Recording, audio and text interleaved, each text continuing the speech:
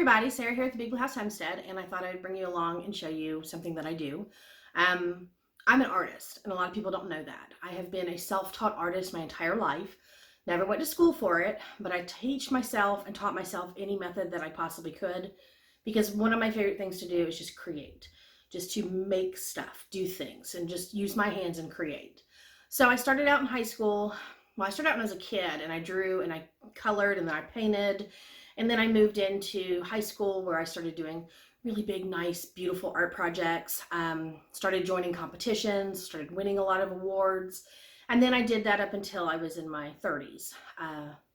Joined lots of guilds, lots of associations, did a lot of competition, and just did art. So I've done everything from painting to sculpting to mixed media, anything crafty that I can come up with, all sorts of stuff. But it's always been a real joy of mine to just create. And one of my favorite things is to get into miniatures. That's one of my most favorite passions, is building miniature items, like teeny tiny.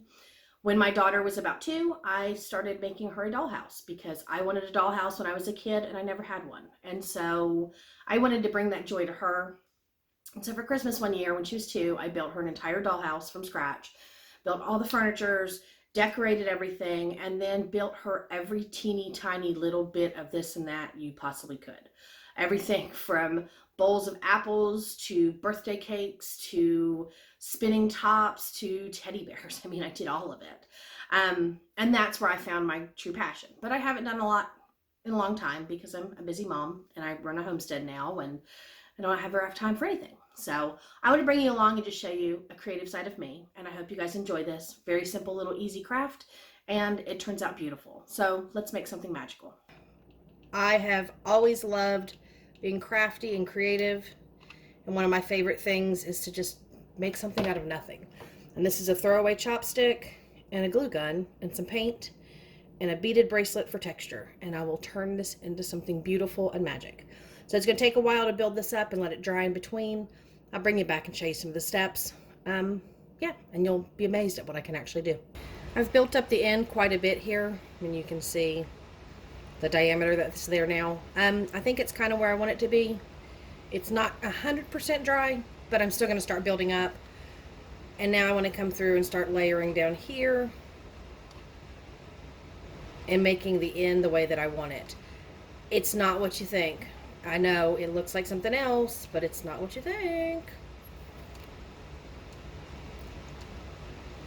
And to me, this is almost like working glass because you need to keep it constantly rotating and spinning so that all that heavy hot glue doesn't just sink to one side.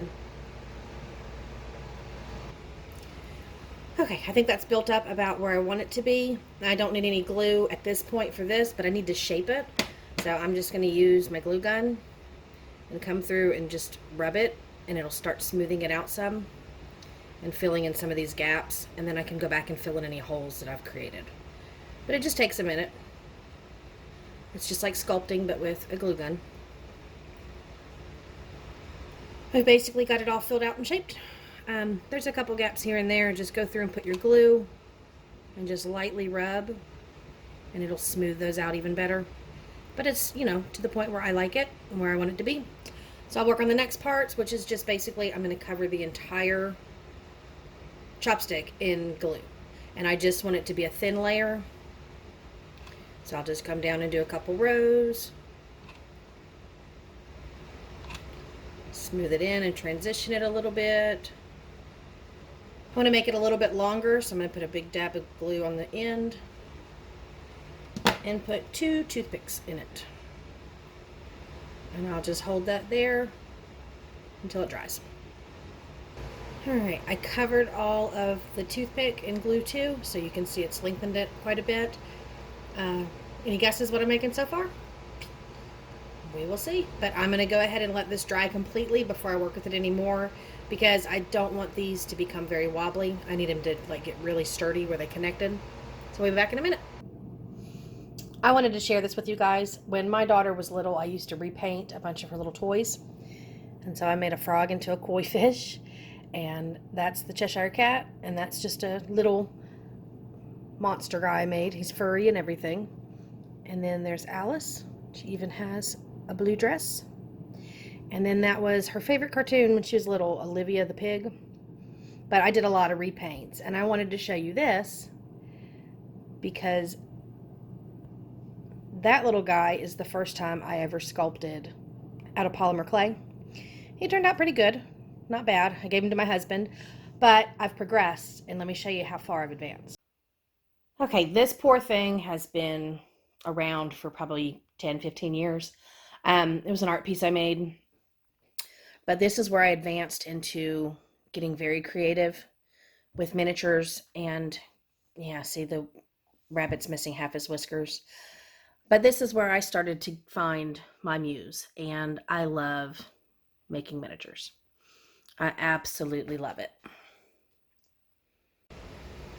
It's completely dry. I've shaped it up as much as I think I can, just by putting the glue gun on it and, you know, making it as smooth as possible. I like the bumps and edges, and you'll see why. But I filled in any gaps or holes that I saw, and now I'm going to add some detail. So I'm going to start about right here and do a big knot, big circle.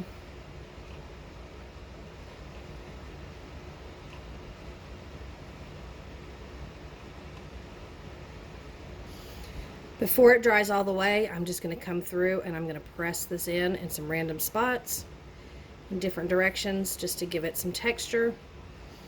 And you'll see what happens when I'm done. I didn't realize my camera angled weird. It does that on occasion for me, but you can see that I've added another knot. I've shaped it up. And if you haven't guessed yet, I'm making a wand. So now it's time to paint, and I'm going to start with just a coat of black. And it may take a couple coats because it might slip off of the glue. But I'm going to get this all painted, and you will see this amazing piece when I am done. Well, it's all painted, and now it's just time for details. So I'm going to use some metallic blue to start with. Just what I like to do, people. I love to get my hands into things and do stuff. It's basic, simple, crafting, art, any of that. I just love, love, love doing this. So I'm going to put on some paint and wipe it off.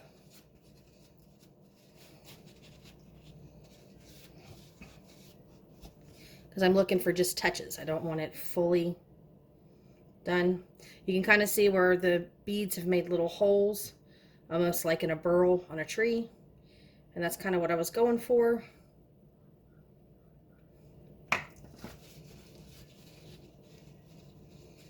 And I think I'll do some on the end. But yeah, I'm trying to recover files on my computer.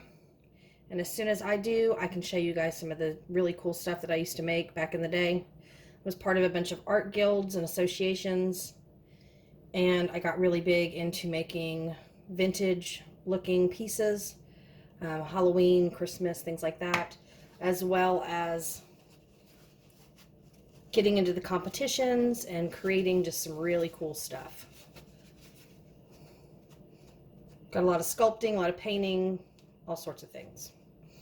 I'm kind of liking the way that's looking. Let me brush this down in.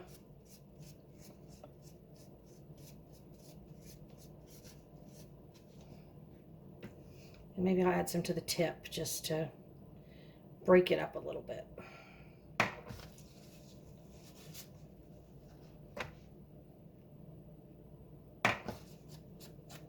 Ooh, this paint's old. It's not coming out. That's all right. That might be enough.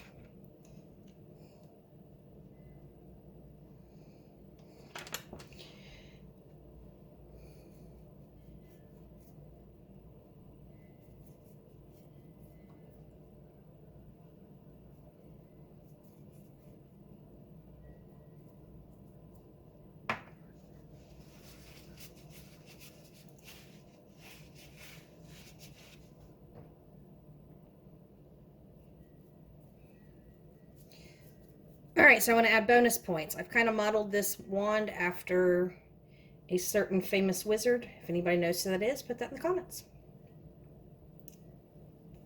It's not exact. He has 5 knots, but it's close. And this is really easy to make. I used 5 glue sticks total, and just an old chopstick you can get for free at the Chinese restaurant, or you can just buy a pack at your local dollar store. So you're looking at just a few bucks, and you can make a really cool art piece for someone that likes magic and make-believe and things of that nature. Okay, so there it is, all painted up. Kind of looks like it has a patina to it. You can add whatever colors. This is a really great inexpensive gift you can make for somebody. And I'd like to make these big pieces because they rest. So you can whip your wand better. But really cool, really creative. And that's just something I like to do. So I wanted to share that, just another side of me. Thank you guys for coming along, and I hope you enjoyed watching me make my magical wand.